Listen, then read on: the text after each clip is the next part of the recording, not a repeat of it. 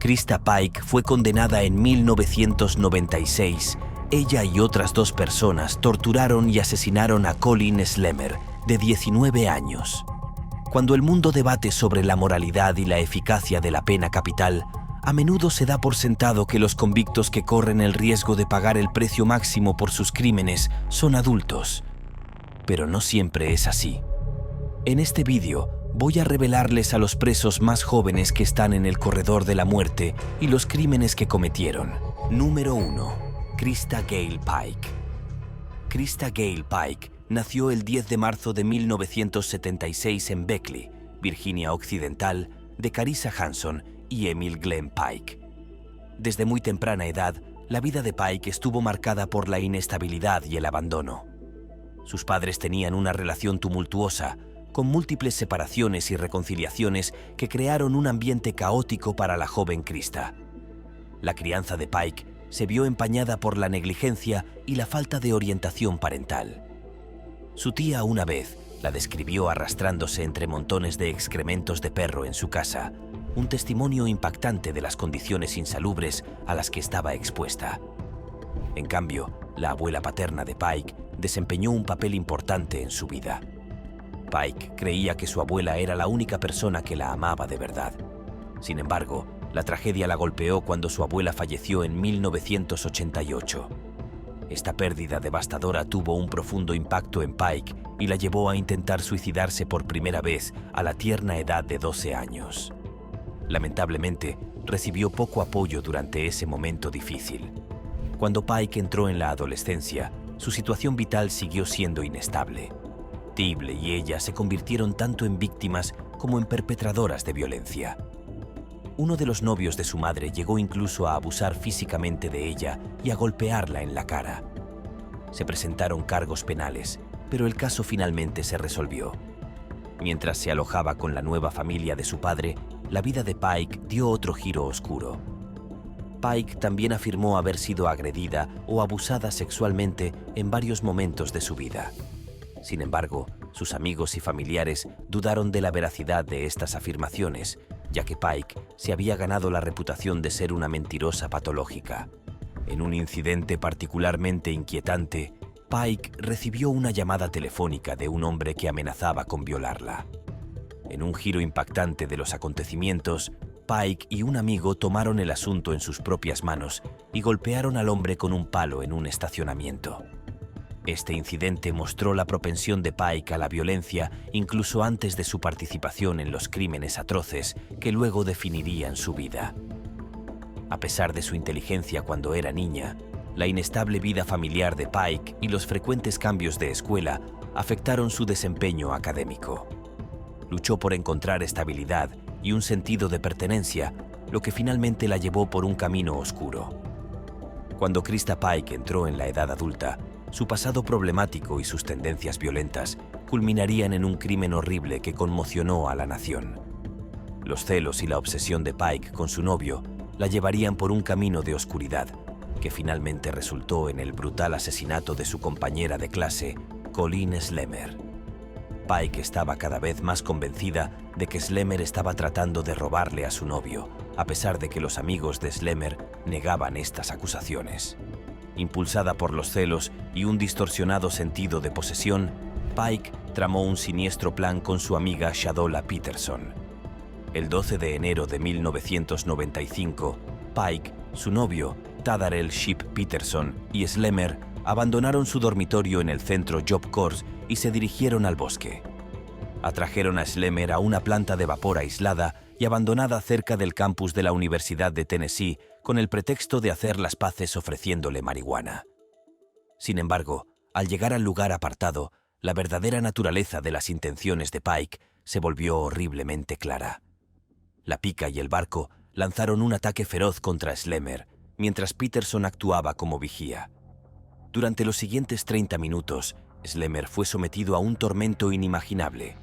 Los testimonios judiciales revelaron que Slemmer fue objeto de burlas, golpes y cortes con la pica y el barco. Pike incluso talló un pentagrama en el pecho de Slemmer, un símbolo escalofriante de su participación en el ocultismo y la adoración al diablo. la brutalidad aumentó hasta que Pike asestó el golpe final, destrozando el cráneo de Slemer con un gran trozo de asfalto, acabando con su joven vida.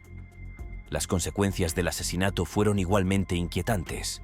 Aparentemente sin remordimientos, Pike comenzó a exhibir un trozo del cráneo de Slemer como un trofeo macabro. En menos de 36 horas, los 3 autores fueron arrestados. Los detectives encontraron el trozo de cráneo en el bolsillo de la chaqueta de Pike, un escalofriante recordatorio del atroz crimen que habían cometido.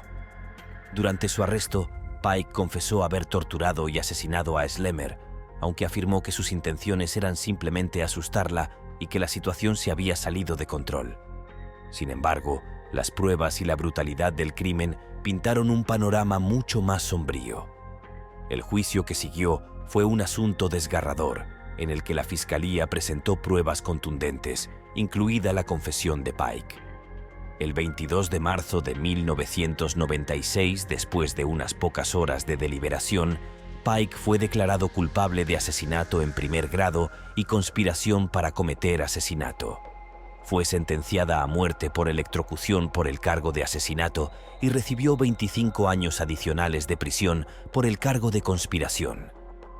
Tadarel Sheep, novio y cómplice de Pike, recibió una sentencia de cadena perpetua con posibilidad de libertad condicional más 25 años.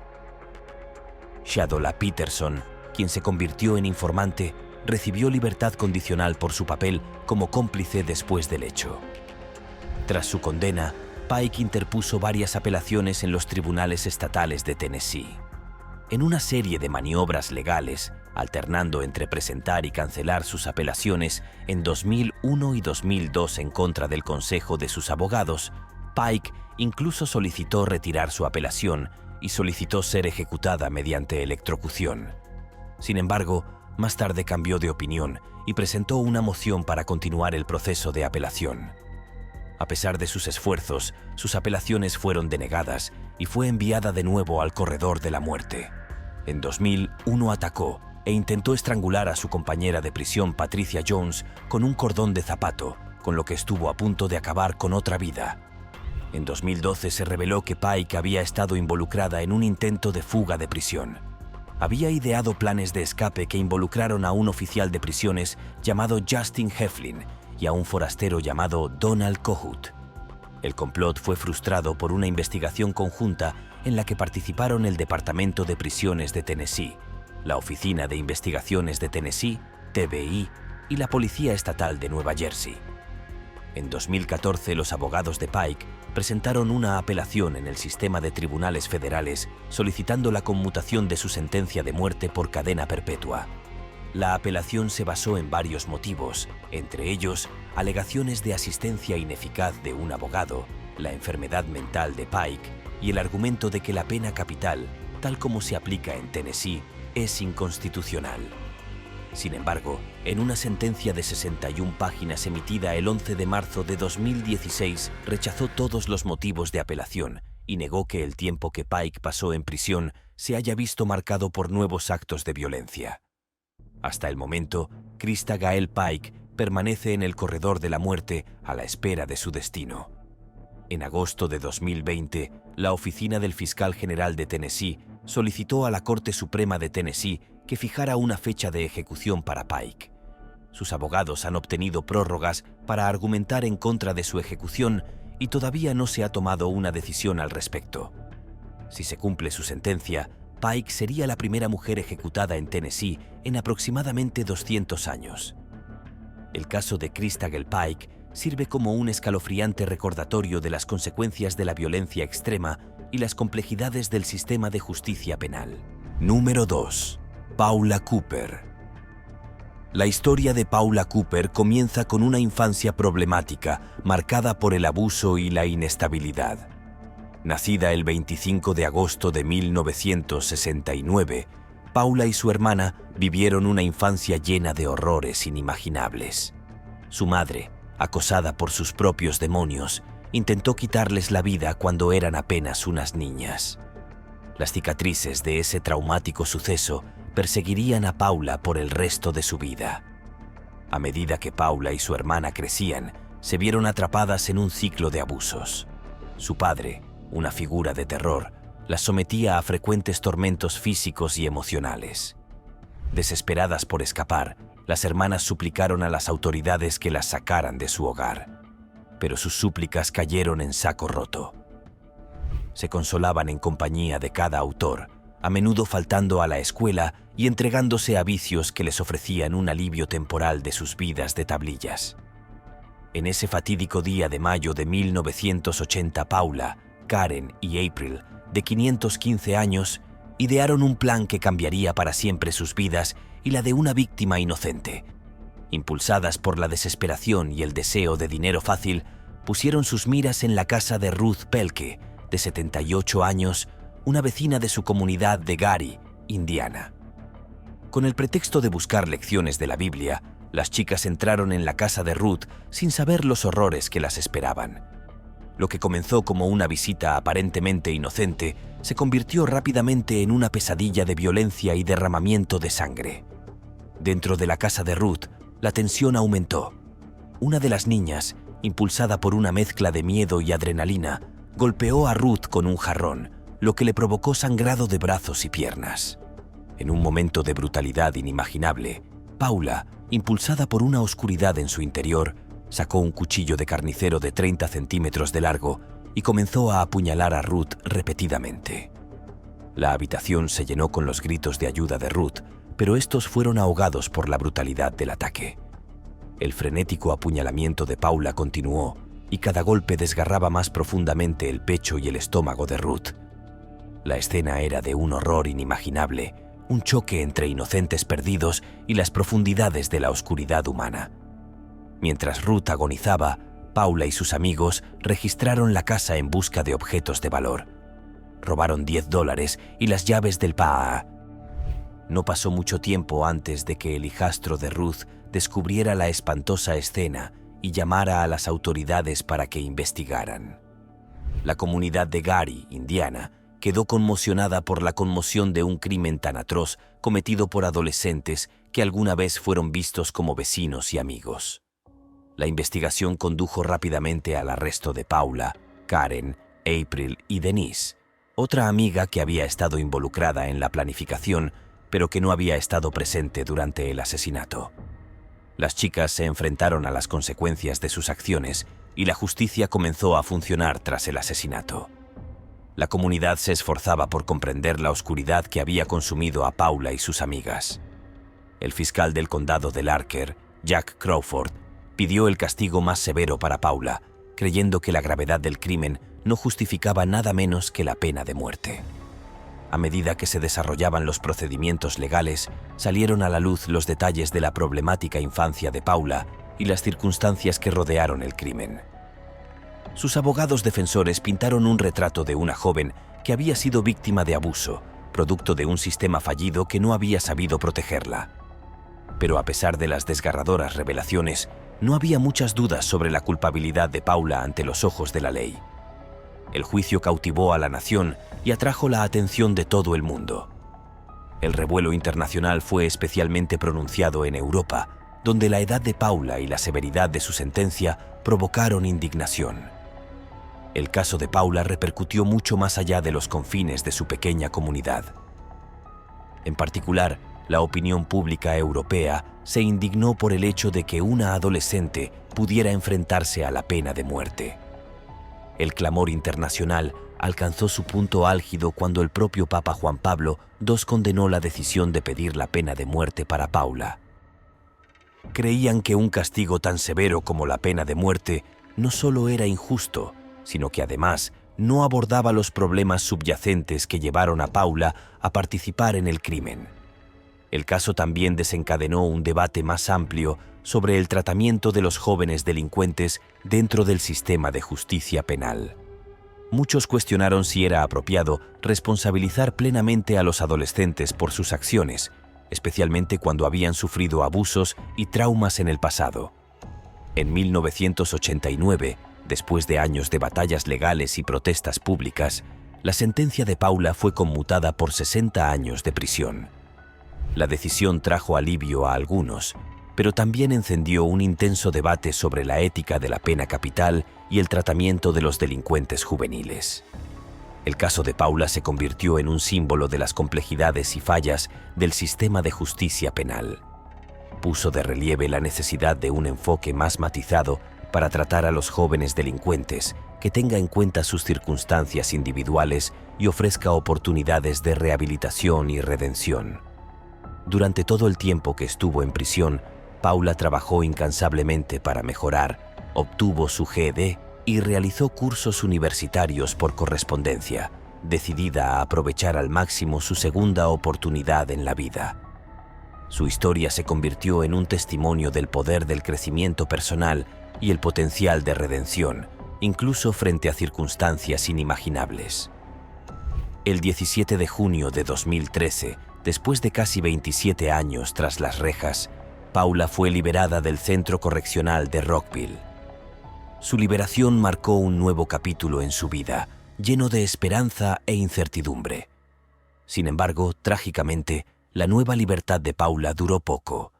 El 26 de mayo de 2015 se suicidó, dejando tras de sí un legado de dolor y preguntas sin respuesta. Número 3. George Stinney.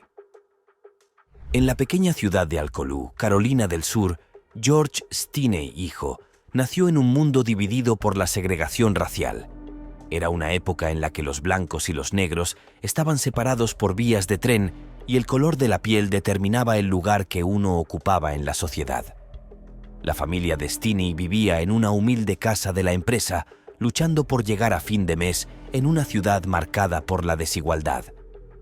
George Stinney, hijo, era solo un niño lleno de sueños y aspiraciones, hasta que en marzo de 1944 se produjo una tragedia. Los cuerpos de dos niñas, Betty June Binnicker, de 11 años, y Mary Emma Thames, de 7, fueron descubiertos en una zanja. La ciudad entera se conmocionó. La vida de George Stinney, hijo, nunca volvería a ser la misma. Cuando las sospechas recayeron sobre él, fue arrestado como sospechoso del asesinato de las niñas. El peso de las acusaciones pronto aplastará la inocencia de este joven. A Stinney no se le permitió ver a sus padres hasta después de su juicio y condena. Puede imaginar el miedo y la confusión que debió sentir al verse separado de sus seres queridos durante un momento tan traumático. El juicio de Stinney comenzó apenas un mes después del descubrimiento de los cuerpos de la niña en un juzgado del condado de Clarendon. El joven se enfrentó a un jurado de hombres blancos, rodeado de desconocidos y sin el apoyo de su familia. El abogado designado por el tribunal, Charles Plowden, hizo poco para defender a Stinney. No citó a testigos ni presentó ninguna prueba que pudiera poner en duda el caso de la fiscalía. La prueba más importante contra Stinney fue su supuesta confesión, pero no quedó constancia escrita de ella. Muchos han puesto en duda su autenticidad, sugiriendo que pudo haber sido extraída a la fuerza de un chico de 14 años vulnerable y asustado. El juicio duró apenas 2 horas, una mera formalidad ante una culpabilidad predeterminada. El jurado, compuesto exclusivamente por blancos, deliberó durante menos de 10 minutos antes de declarar culpable al acusado de asesinato sin recomendación de clemencia. El 24 de abril de 1944, George Stinney, hijo, de 14 años, fue condenado a morir electrocutado. El peso de esta sentencia cayó sobre sus jóvenes hombros mientras se enfrentaba a la perspectiva de una muerte cruel y prematura. El 16 de junio de 1944, George Stinney, hijo, entró en la cámara de ejecución de la Penitenciaría Estatal de Carolina del Sur, con su pequeño cuerpo atado a una silla eléctrica de tamaño adulto. Cuando accionaron el interruptor, una descarga de 2.400 voltios recorrió el cuerpo de Stinney. La ejecución de un joven de 14 años conmocionó a la nación y planteó interrogantes sobre la imparcialidad y la humanidad del sistema judicial.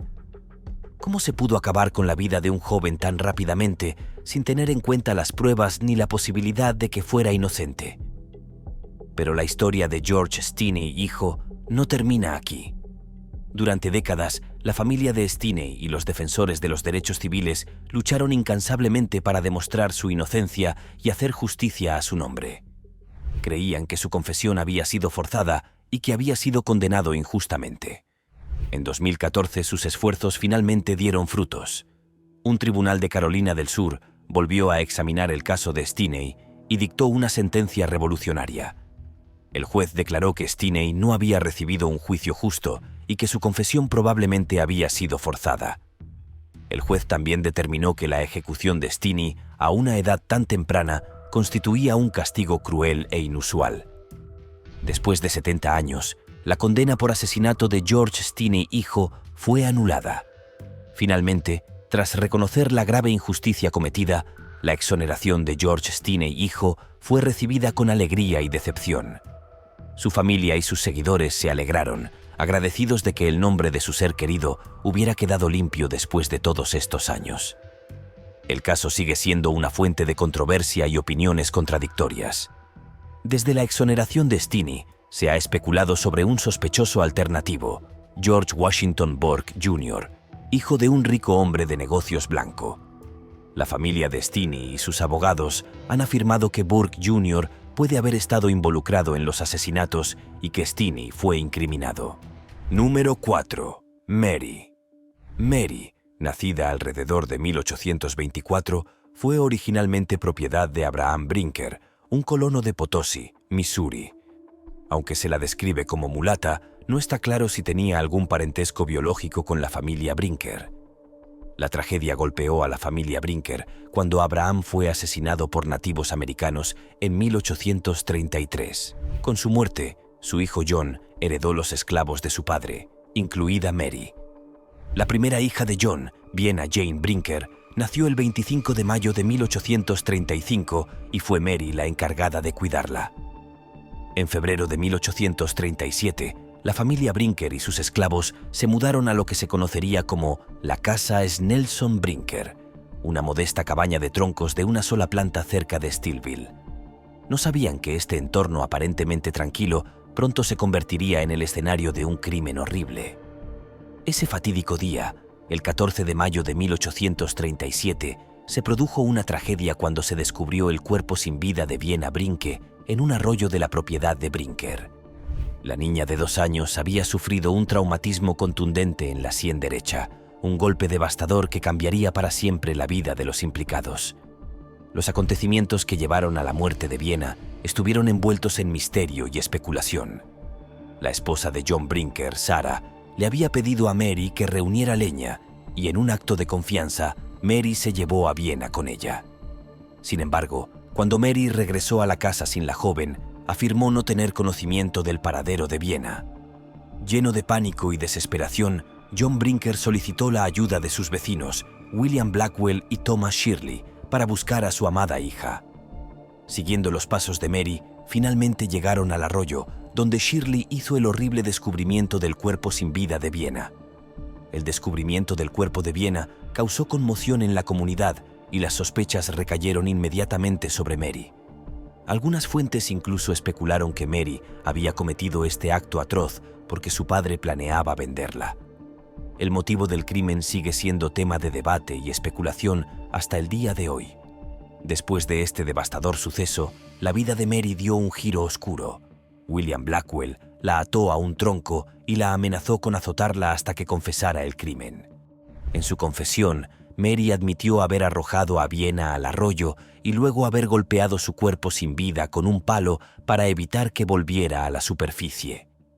Estos escalofriantes detalles conmocionaron a la comunidad y Mary fue rápidamente acusada de asesinato en primer grado. Fue enviada a la cárcel de Potosí a la espera de su juicio y del terrible destino que le aguardaba. El juicio de Mary se convertiría en un espectáculo que cautivaría la atención de toda la comunidad. El juicio de Mary comenzó el 16 de agosto de 1837 y se le asignaron 3 abogados designados por el tribunal para defender su caso. La sala del tribunal estaba llena de expectación mientras la comunidad esperaba el veredicto que determinaría el destino de Mary. 2 días después, el jurado emitió su veredicto. Mary fue declarada culpable de asesinato en primer grado. La sala del tribunal estalló en una mezcla de conmoción y tristeza cuando el peso de las decisiones recayó sobre todos los presentes. El 11 de agosto de 1838, la vida de Mary Young llegó a un trágico final. Fue ahorcada en Steelville, Missouri, en una ejecución pública que atrajo a una multitud de espectadores. El evento fue un sombrío recordatorio de las duras realidades del sistema de justicia y las consecuencias irreversibles que aguardaban a los culpables. El juez de primera instancia, James Evans, había ordenado al jurado que considerara si Mary había superado la edad de responsabilidad penal, que era de 14 años, o si era menor de esa edad, pero tenía la inteligencia suficiente para saber qué acto constituiría un delito. Independientemente de su edad exacta, Mary sigue siendo una de las personas más jóvenes ejecutadas por el estado de Missouri. El caso de Mary sigue resonando en los anales de la historia y sirve como un duro recordatorio de las complejidades y controversias que rodean al sistema de justicia penal. Su historia plantea importantes cuestiones sobre la edad de responsabilidad penal y la capacidad de los jóvenes para comprender las consecuencias de sus actos. El caso de Mary también arroja luz sobre el trato que recibían las personas esclavizadas en el sistema jurídico de la época. Como adolescente esclavizada, Mary no solo tuvo que hacer frente al peso del sistema de justicia penal, sino también a las injusticias sistémicas de la esclavitud. Su condición de esclava indudablemente influyó en la forma en que se manejó su caso y en el resultado que finalmente tuvo que afrontar. Número 5. Hannah Oquishen. En la pequeña ciudad de Groton, Connecticut, durante la era británica estadounidense, nació una niña llamada Hannah Oquish en marzo de 1774. Hannah era miembro de la tribu indígena americana Pequot y enfrenta numerosos desafíos desde el comienzo de su vida. Sin embargo, su infancia fue problemática. Eso marcaría su camino hasta convertirse en una de las reclusas más jóvenes de la historia. Desde temprana edad, Hannah mostró signos de una disposición maliciosa y cruel. Los registros judiciales y los testimonios de quienes la conocieron pintaron un sombrío retrato de su carácter. A los 6 años, Hannah y su hermano mayor protagonizaron un impactante acto de violencia que presagiaba la oscuridad que les esperaba. Se encontraron con una niña en el vecindario. Intentaron robarle la ropa y un collar de oro que llevaba. En su despiadada persecución, golpearon a la niña sin piedad, casi matándola en el proceso. La despojaron de sus pertenencias y la dejó cubierta de sangre. Este horrible incidente fue inmediatamente llevado a la atención de las autoridades. Los hombres selectos de la ciudad decidieron que Hannah y su hermano debían ser atados, una práctica común en la época. Sin embargo, su madre, miembro de la tribu Pequot, tenía otros planes. No estuvo de acuerdo con la decisión y se llevó a Hannah, dejándola en una casa a 3 millas de la ciudad de New London. Prometió regresar en unos días para recuperar a su hija, pero pasaron meses antes de que finalmente regresara. Durante ese tiempo, Hannah permaneció al cuidado de la familia con la que se había quedado, soportando una vida de incertidumbre e inestabilidad. A medida que Hannah fue creciendo, su conducta se volvió cada vez más preocupante. El robo y la mentira se convirtieron en sus vicios habituales, y su malicia hizo que los niños del vecindario la temieran. Poseía un grado de astucia y sagacidad que excedía su edad, lo que solo contribuía a la complejidad de su carácter. La descripción negativa de la vida temprana de Hannah se vio perpetuada aún más por los procedimientos judiciales que siguieron a su arresto.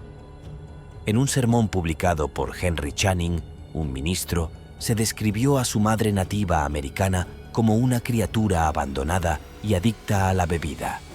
Este prejuicio racial y difamación arrojó una sombra oscura sobre la identidad de Hannah e influyó en la percepción de su culpabilidad a los ojos del tribunal y del público. Es importante señalar que Hannah tenía una discapacidad intelectual que desempeñó un papel importante en su vida. El 21 de julio de 1786, la comunidad de New London, Connecticut, quedó conmocionada por la noticia del asesinato de Eunice Bolas. El descubrimiento del cuerpo sin vida de Eunice, tendido boca abajo cerca de un muro en la vía pública que conduce de New London a Norwich, desencadenó una frenética búsqueda del autor. Las sospechas pronto recayeron sobre Hannah Oakwish, quien afirmó haber visto a 4 niños cerca de la escena del crimen. Aquella fatídica mañana, Hannah vio a su joven enemiga camino de la escuela. Una vez que estuvieron solas en un rincón apartado, Hannah desató su furia contra la desprevenida muchacha. Golpeó a Eunice sin piedad con una piedra, causándole heridas brutales, y luego procedió a estrangularla hasta matarla. El vecindario, horrorizado por el atroz crimen, se unió en una búsqueda desesperada del asesino. Hannah, que inicialmente había afirmado haber visto a los 4 chicos cerca del lugar de los hechos, era ahora la principal sospechosa. El hecho de que no se pudiera localizar a los chicos y las inconsistencias en las declaraciones de Hannah despertaron sospechas entre los investigadores. Estaba claro que Hannah tenía la clave para desentrañar la verdad detrás del trágico destino de Eunice. A medida que aumentaba la presión, la determinación de Hannah se desmoronó y confesó el crimen. 5 semanas antes del trágico suceso, Eunice había denunciado a Hannah por robar fruta durante la cosecha de fresas. Esta acusación pareció haber encendido una ira profunda en Hannah, lo que la llevó a planear una venganza que culminaría con la muerte prematura de Eunice. Cuando estuvo de pie ante el tribunal, se declaró inocente por orden de su abogado defensor. Hannah mantuvo la calma, aparentemente imperturbable ante la gravedad de la situación. Al final, el tribunal declaró a Hannah culpable de asesinato, a pesar de su corta edad. El juez consideró que perdonarle la vida sentaría un precedente peligroso, sugiriendo que los niños podían cometer crímenes tan atroces sin consecuencias. El destino de Hannah estaba sellado y fue condenada a morir en la horca, un castigo que se llevaría a cabo en un plazo de 48 horas, tal como lo disponía la ley de asesinatos de 1752. Hannah Oakwish fue ejecutada el 20 de diciembre de 1786 a la edad de 12 años. Aunque la ejecución de menores de edad ha sido abolida en la mayor parte del mundo, esta lista sirve como recordatorio de las épocas en que se ejecutaba a niños, independientemente de su edad.